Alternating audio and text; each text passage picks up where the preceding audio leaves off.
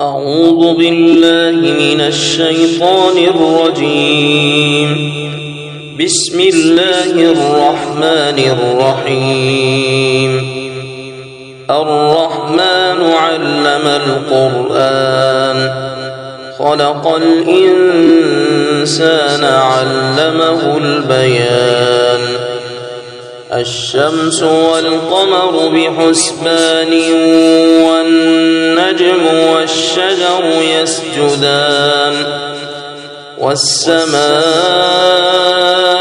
رفعها ووضع الميزان ألا تطغوا في الميزان وأقيموا الوزن بالقسط ولا تخسروا الميزان. والأرض وضعها للأنام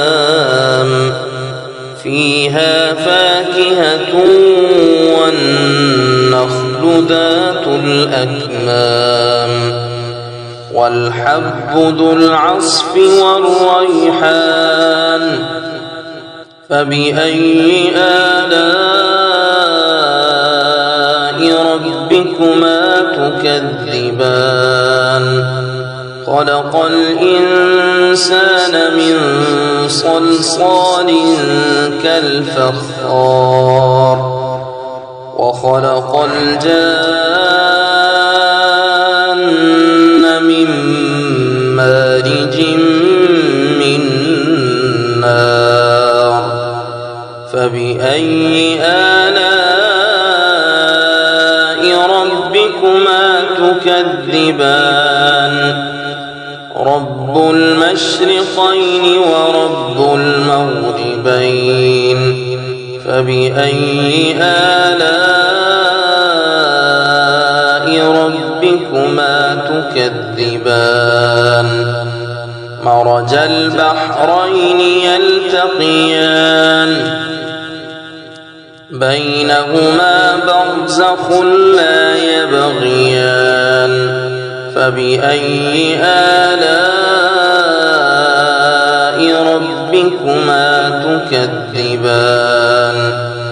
يخرج منهما اللؤلؤ والمرجان. فبأي آلاء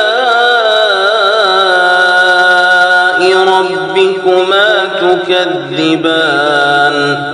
وله الجوار المنشآت في البحر كالأعلام. فبأي آلاء ربكما تكذبان؟ كل من عليها فان ويبقى وجه ربك ذو الجلال والإكرام. فبأي آلاء ربكما تكذبان؟ يسأله من في السماوات والأرض كل يوم هو في شأن. فبأي آلاء ربكما تكذبان؟ سنفرغ لكم أيها الثقلان. فبأي آلاء ربكما تكذبان؟ يا معشر الجن والإنس إن استطعتم أن تنفذوا من أقطار السماوات والأرض فانفذوا لا تنفذون إلا بسلطان. فبأي آلاء ربكما تكذبان؟ يرسل عليكما شواظ من نار ونحاس فلا تنتصران. فبأي آلاء ربكما تكذبان فإذا انشقت السماء فكانت وردة كالدهان فبأي آلاء ربكما تكذبان فيومئذ لا يسأل عن ذنبه إنس ولا جان فبأي آلاء ربكما تكذبان يعرف المجرمون بسيماهم فيؤخذ بالنواصي والأقدام فبأي آلاء ربكما تكذبان هذه جهنم التي يكذب بها المجرمون يطوفون بينها وبين حميم آن فبأي آلاء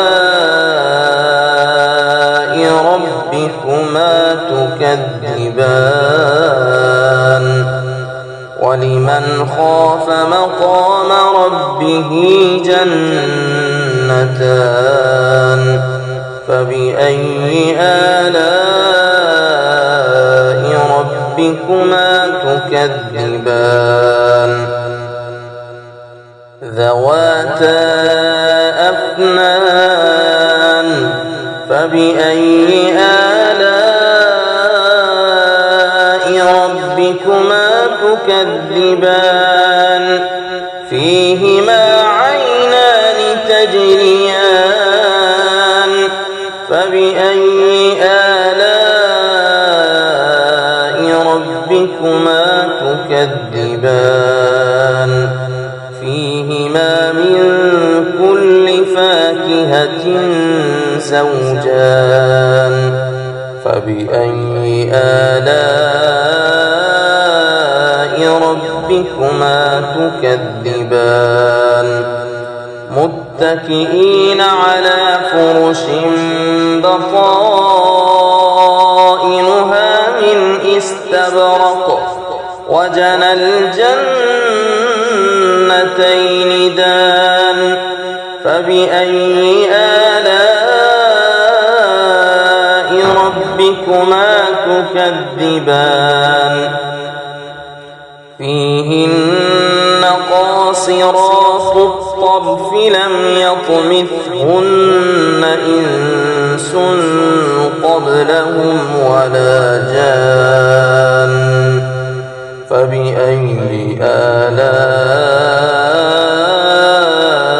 ربكما تكذبان كأنهن الياقوت والمرجان فبأي آلاء ربكما تكذبان هل جزاء الإحسان إلا الإحسان فبأي آلاء ربكما تكذبان ومن دونهما جنتان فبأي آلاء ربكما تكذبان مدهامتان فبأي آلاء ربكما تكذبان فيهما عينان نضاختان فبأي آلاء ربكما تكذبان فيهما فاكهة